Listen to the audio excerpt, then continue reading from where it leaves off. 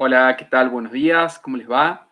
En este raid de tanta aceleración, de tanta variedad de temas, vamos a empezar hoy con la unidad número 5, la última unidad de la materia. Esta es la unidad más larga, tiene varios temas en su interior y sobre todo se orienta a tratar de entender la emergencia del Estado, ¿sí? Y tratar de pensar la emergencia del Estado o de lo que se ha llamado civilización o de la complejidad social y las distintas maneras, los distintos modos en los cuales se organiza, se estructura la organización de la complejidad social, ¿sí? Esto lo vamos a ver en dos áreas culturales distintas. Una es Mesoamérica, ¿sí? Ese gran e importante conjunto de regiones que se articula en torno a América Central, ¿sí? Gran parte de México y distintos países de Centroamérica, ¿sí? Y también, en segundo lugar, vamos a ver el área andina, ¿sí? Lo que comprende a todas las regiones conquistadas finalmente por el Imperio Incaico, desde Colombia en el norte hasta el centro de Chile, ¿sí? El noroeste argentino, y desde la costa pacífica hasta las selvas de yunga del oriente andino, ¿sí?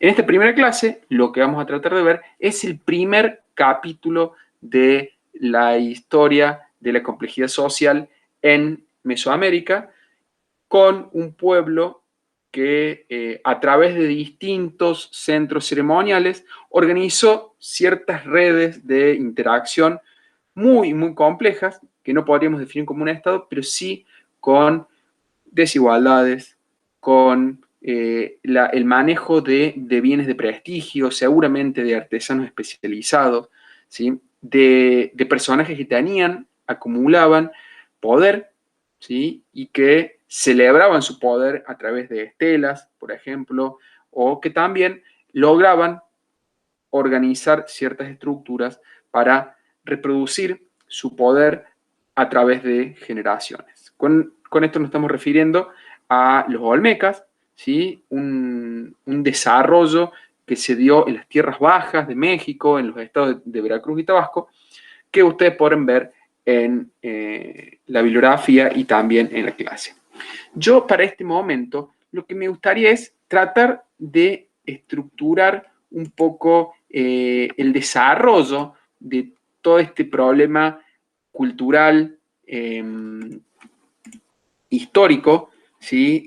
Que se presenta en torno a Mesoamérica, para que tengan más o menos algunas ideas claras sobre los distintos momentos de la historia mesoamericana prehispánica, que le van a tratar de organizar lo que va a ser esta clase y también la clase que viene, en la cual hablemos de el clásico y el posclásico, ¿sí? Acá lo que están viendo es una diapositiva en la cual hay un esquema cronológico y cultural, ¿sí? Ustedes ven que arriba hay años, ¿sí?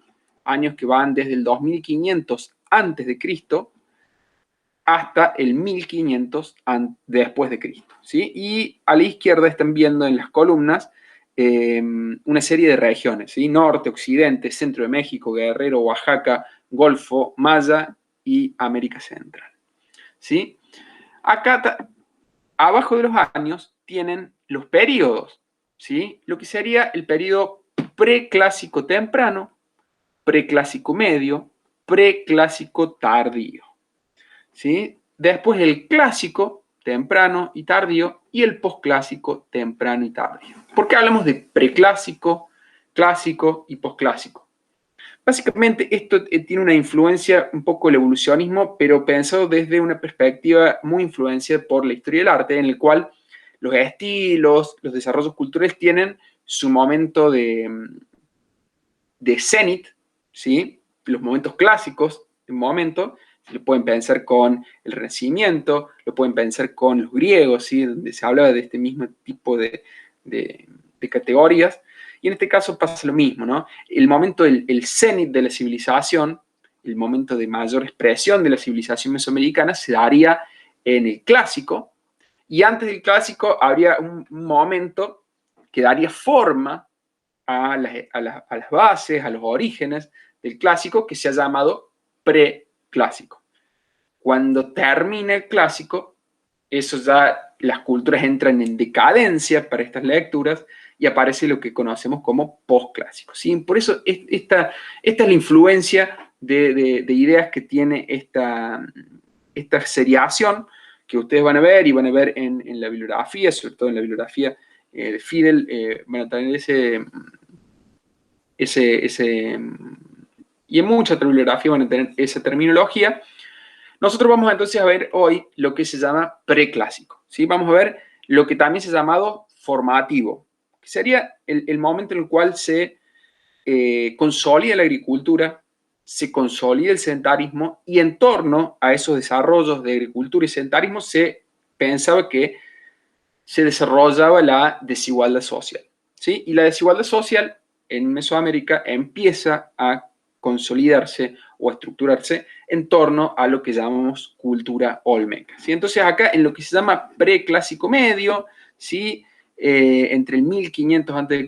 y el 500 o el 300 después de Cristo, es donde se desarrollan los principales centros olmecas que ustedes tienen que ver para la clase de hoy, ¿sí?